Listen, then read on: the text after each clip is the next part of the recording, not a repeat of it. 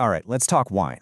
We're about to dive into one of the most surprising places on the planet for growing grapes, a place that's totally flipping the script on where great wine can come from. So forget everything you think you know, because we're heading to China's Ningxia region. So, when I say Great Wine Region, what do you picture? I'm guessing it's something like, the rolling green hills of Tuscany, right? Or maybe those perfectly neat, manicured vineyards in Bordeaux. It's that classic, gorgeous postcard image. Okay, now hold that beautiful image in your head and contrast it with this, the Gobi Desert.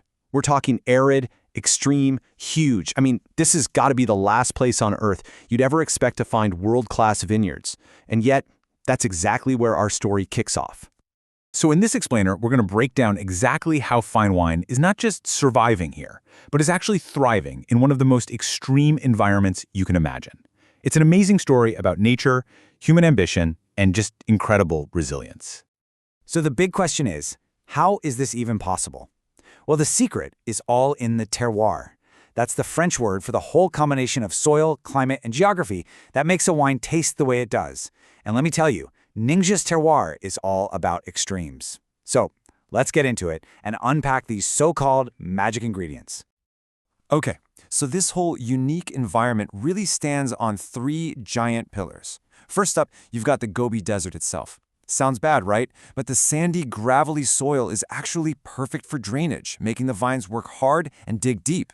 Then, you have the legendary Yellow River, which is basically a lifeline, bringing in that crucial water for irrigation. And finally, there are the massive Helan Mountains, which act like a giant natural shield, protecting the vines from all those harsh desert winds. It's like this perfect, unlikely team-up of nature. But here's the real secret weapon. It's this massive swing in temperature between day and night. Think about it. During the super hot, sunny days, the grapes get all sugary and packed with flavor. But then, at night, the temperature just plummets. And that cool down, it's absolutely critical. It locks in the grape's natural acidity and all those complex aromas. What you get in the end is a perfectly balanced grape. Oh, but it doesn't stop there. The vineyards are way up high, around 1,200 meters, and that high altitude just makes that day-night temperature swing even more dramatic. You've also got tons of sunshine, which is just what you want for perfect ripening. And here's a huge bonus of being in a desert. With so little rain and humidity, the risk of fungal diseases, which are a total nightmare for winemakers in other parts of the world, is almost zero. Okay, so how on earth do these vines survive the winter? We're talking temperatures that can drop below -20 Celsius. It's brutal. Well, the answer is this incredible back-breaking technique. Every single autumn, workers have to carefully bend each vine down and bury it under a thick blanket of soil to insulate it. Then, come spring, they have to dig them all back up again. Can you imagine? It just shows you the sheer dedication it takes to make wine here.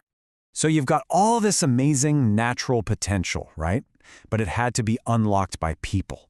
This miracle in the desert wasn't some happy accident of nature. Nope, it was engineered. It was driven by some serious human ambition and a ton of strategic planning. And it all happened incredibly fast.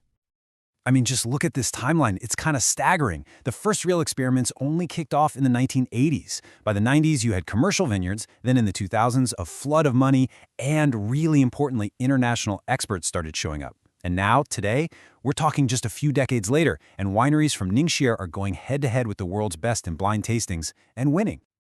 So what was the rocket fuel for this explosion? It was really a combination of three things.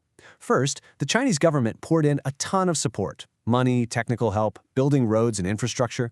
That, in turn, attracted a lot of investment, both from inside and outside China, to build these amazing modern wineries.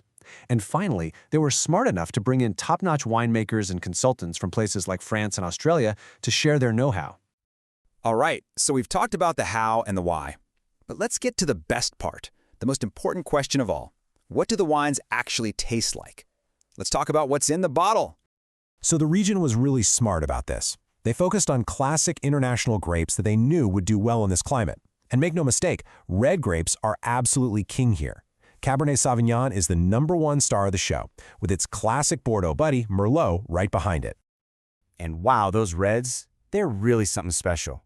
We're talking big, full-bodied wines, but with these gorgeous, soft, velvety tannins. When you taste them, you get all these complex layers of ripe, dark fruits. Think cassis, think plum, plus a little bit of spice, and this really cool, distinct mineral note that you can tell comes from those desert soils. And believe me, these wines are built to last.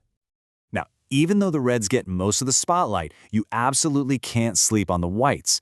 They're mostly making Chardonnay, and these wines are so crisp and refreshing, driven by that amazing acidity we talked about earlier. You get these lovely aromas of citrus and green apple, some white flowers, and it all finishes with this super elegant mineral quality. And of course, what's wine without food? That big, full-bodied Ningxia red is a knockout with the local specialty, spiced lamb. But honestly, it's just as perfect with a simple grilled steak. And those crisp whites? They're brilliant with lighter local dishes, or, your classic pairings like seafood, salads, or some fresh cheese. So if you're curious and you want to track down a bottle, these are some of the names to look out for. These are the wineries that really put Ningxia on the map. You've got pioneers like Silver Heights and Helan Mountains, and then these big joint ventures like Chateau Chengyu Moser XV that have really brought in a ton of international buzz. So where does this incredible wine oasis go from here? I mean, its rise has been nothing short of meteoric, but it's not all smooth sailing.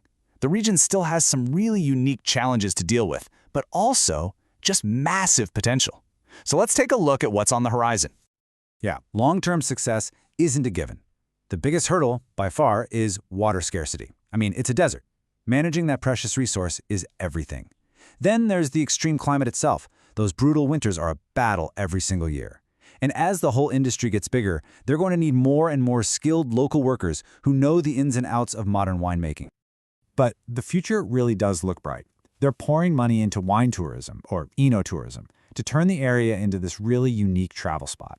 They're pushing hard to get their wines into more international markets and build that global reputation. Plus, they're using all sorts of new tech to get smarter about things like sustainability. And what's really cool, they're starting to experiment with new grape varieties, which could help them carve out an even more unique identity on the world stage. And all of this leaves us with one last, pretty wild question. For centuries, the story of fine wine has been written in the ancient soils of Europe, but Ningxia just throws a wrench in that whole narrative. So we have to ask, is the future of fine wine being written not in the soils of France, but in the sands of China? It's a powerful idea, and honestly, one that could change the wine world as we know it. Thanks for digging into this with me.